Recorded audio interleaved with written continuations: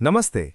आदरणीय ईपीएस 95 पेंशनभोगियों, आज का ये दिन इतिहास के पन्नों में स्वर्ण अक्षरों से लिखा जाएगा, क्योंकि आपके धैर्य की जो परीक्षा पिछले कई दशकों से ली जा रही थी, वो अब अपने निर्णायक मोड़ पर पहुंच चुकी है। देश भर के लाखों वृद्ध पेंशन धारकों के चेहरे पर छाई मायूसी को दूर करने वाली वो घड़ी अब अत्यंत निकट महसूस हो रही है, जिसका इंतजार करते करते कई आंखें थक चुकी थीं। हम जानते हैं कि आप सभी पेंशनधारी पिछले कई सालों से जिस खबर की प्रतीक्षा कर रहे थे, वो खुशखबरी अब आपके द्वार पर दस्तक दे रही है। ये कोई साधारण सूचना नहीं है, बल्कि उन हजारों लाखों संघर्षरत हाथों की जीत की आहट है, जिन्होंने दिल्ली की कड़कड़ाती ठंड और चिलचिलाती धूप में जंतर मंतर की सड़कों पर अपना हक मांगा है।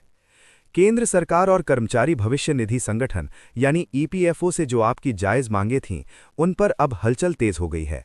पिछले 10 से 15 वर्षों का लंबा समय कोई छोटा अंतराल नहीं होता। ये एक पूरा युग है जो पेंशन भोगियों ने सड़कों पर उतरकर नारेबाजी करके और आंदोलन की मशाल जलाकर व्यतीत किया है। आपकी मुख्य मांग यही रही है कि ईपीएस 95 पेंशन में जल्द से जल्द सम्मानजनक बढ़ोतरी की जाए।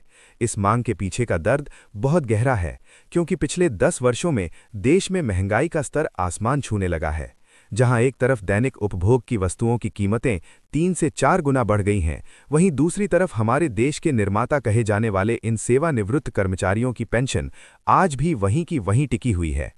आंकड़ों की भयावहता को देखें तो लाखों पेंशन भोगियों में से मात्र 50 से 60 हजार ऐसे भाग्यशाली लोग हैं जिन्हें 6,000 या 7,000 रुपये मासिक पेंशन मिल रही है।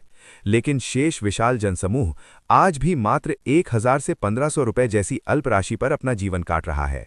ये राशि आज के दौर में एक व्यक्ति के लिए दवाइयों का खर्च उठाने के लिए भी पर्याप्त नहीं है, फिर पूरे महीने का गुजारा तो बहुत दूर की बात है।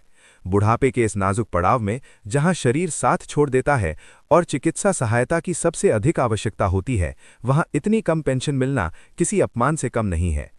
पेंशन भोगियों का ये तर्क अत्यंत तार्किक और भावुक है कि जब वे अपनी सेवा अवधि में थे, तब उन्होंने अपने पसीने की कमाई का एक हिस्सा ईपीएफओ के कोष में नियमित रूप से जमा किया था। उस समय उन्हें ये भरोसा दिया गया था कि ये जमा पूंजी उनके बुढ़ापे की लाठी बनेगी और समय के साथ इसमें नियमानुसार वृद्धि भी की जाएगी। ईपीएफओ ने उस वक्त ये वादा किया था कि आपकी पेंशन समय समय पर अपडेट होती रहेगी, लेकिन वास्तविकता की धरातल पर ये वादे केवल कागजी शेर साबित हुए। लंबे समय से कोई ठोस बढ़ोतरी नहीं की गई, यहां तक कि माननीय सर्वोच्च न्यायालय के ऐतिहासिक आदेश के बाद जब ऑनलाइन आवेदन की प्रक्रिया शुरू हुई, तब एक नई उम्मीद जगी थी। लाखों पेंशन धारकों ने बड़ी उम्मीदों के साथ आवेदन किए, लेकिन विडंबना देखिए कि उन आवेदनों के बाद भी आज तक कोई बड़ा आर्थिक परिवर्तन पेंशन भोगियों के जीवन में नहीं आया है। श्रम मंत्रालय और वित्त मंत्रालय के गलियारों से अब तक जो भी खबरें आई हैं, वे केवल आश्वासनों की चादर में लिपटी हुई रही हैं। जब जब पेंशन भोगियों ने अपना आक्रोश व्यक्त किया, उन्हें केवल मीटिंग और विचार विमर्श का दिलासा दिया गया। पिछली बार के विशाल आंदोलनों के बाद ये कहा गया था कि सरकार एनएसी की टीम और आपके प्रिय कमांडर अशोक जी रावत के साथ बैठकर एक निर्णायक वार्ता करेगी।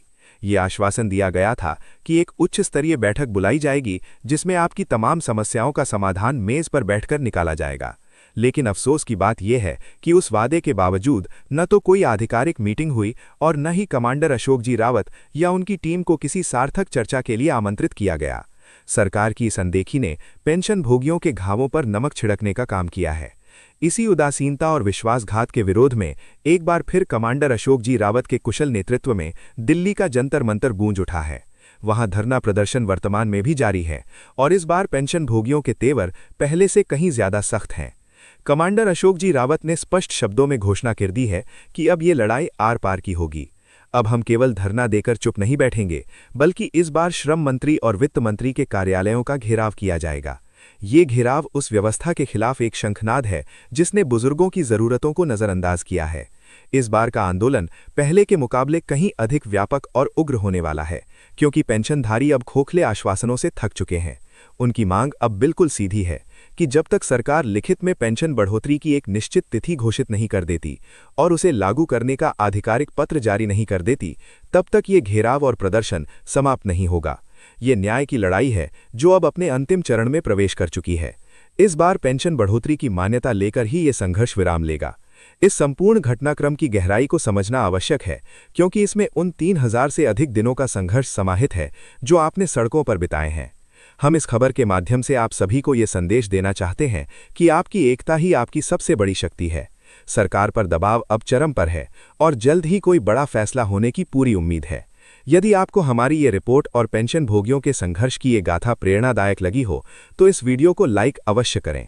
साथ ही EPS 95 पेंशन से जुड़ी हर छोटी बड़ी और सटीक जानकारी सबसे पहले प्राप्त करने के लिए हमारे इस चैनल को सब्सक्राइब करना बिल्कुल न भूलें, ताकि आपकी आवाज़ और मजबूत हो सके। क्या आप चाहते हैं कि मैं EPS 95 के वर्तमान आंदोलन की अगली तारीखों या कमांडर अशोक रावत जी के ताज़ा बयान के बारे में विस्तार से जानकारी दूं?